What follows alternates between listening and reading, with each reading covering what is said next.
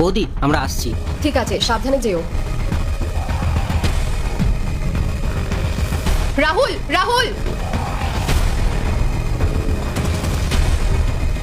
টাকা? এক সেকেন্ড দাঁড়াও।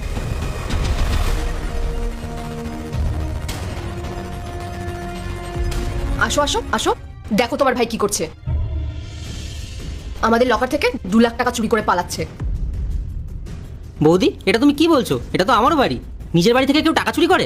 দাদা আমার যদি টাকার দরকার হতো তাহলে তো আমি তোকেই বলতাম। আমি এভাবে চুরি কেন করব?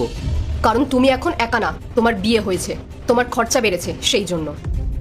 এতদিন শুধু তুমি আমার বরের টাকায় চলছিলে, এখন তোমার বউও তাই করছে। আমার নজর না সব দিকে আছে।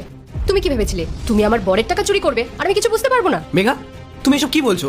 আরে ও আমার ভাই, ওরা নতুন বিয়ে করে যাচ্ছে, করে ঘুরতে যাচ্ছে, আর তুমি এসব কথা বলছো? ওর যদি টাকার দরকার হয় তাহলে তো আমাকে বলবে, চুরি করবে কেন? তোমার এই অন্ধবিশ্বাসের জন্য ও আজ মাথায় চড়ে বসেছে।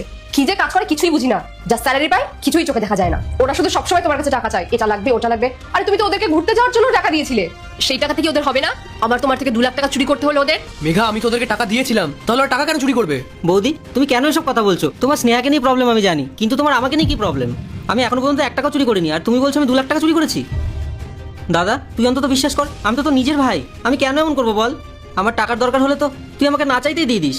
ঘুরতে যাওয়ার জন্য আমি 1 লাখ টাকা চেয়েছিলাম, তুই আমাকে 1.5 লাখ টাকা দিয়েছিস। তাহলে এসব করার কি দরকার বল? একদম চুপ করো। চুরি করার পর চোর কি কখনো স্বীকার করে যে আমি চুরি করেছি? তুমি এখন যাই বলো না কেন, তোমার দাদা তোমার কথা এখন বলছে না। তোমার ব্যাগ থেকে যখন টাকাগুলো বেরোবে তখন তুমি বুঝবে কি করিনি আমরা তোমার জন্য। যখন তুমি কলেজে পড়তে তখন তোমার সব কাজ আমি করে দিতাম। তোমার পড়াশোনা, তোমার থাকা খাওয়ার খরচা সব তো তোমার দাদাই তোমার জন্য জুগিয়েছে। অথচ আজ যখন তুমি চাকরি পেলে, নিজের পায়ে দাঁড়ালে, তখন আর তোমার কোনো পাত্তাই নেই। কোনোদিনও তো দেখলাম না যে তুমি নিজে থেকে সংসারের জন্য 1 টাকা খরচা করেছো। উল্টে এখন আমি তোমার অন্য রূপ দেখতে পাচ্ছি। দিদি, তোমার মনে হয় কোথাও ভুল হচ্ছে। ও কোনো টাকাই চুরি করেনি। আমার মনে হয় তুমি টাকা কোথাও রেখে নিচে ভুলে যাচ্ছ। একদম চুপ। এসব নাটক করার না কোনো দরকার নেই।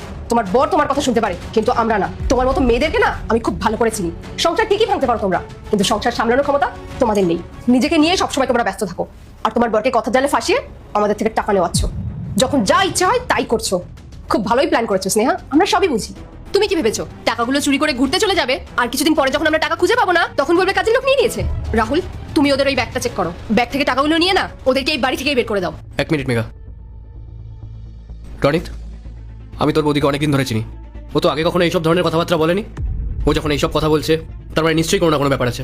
দেখ, যদি তুই কিছু করে থাকিস তাহলে আমাকে বলে দে, আমি তোকে কিছু বলবো না। কিন্তু ব্যাগ চেক করার পর যদি আমি টাকা পাই তাহলে কিন্তু আমার থেকে খারাপ কেউ হবে না। আমি ভুলে যাবো যে তুই আমার ভাই, আর তখন তুই হানিমুনে না সোজা চলে যাবি।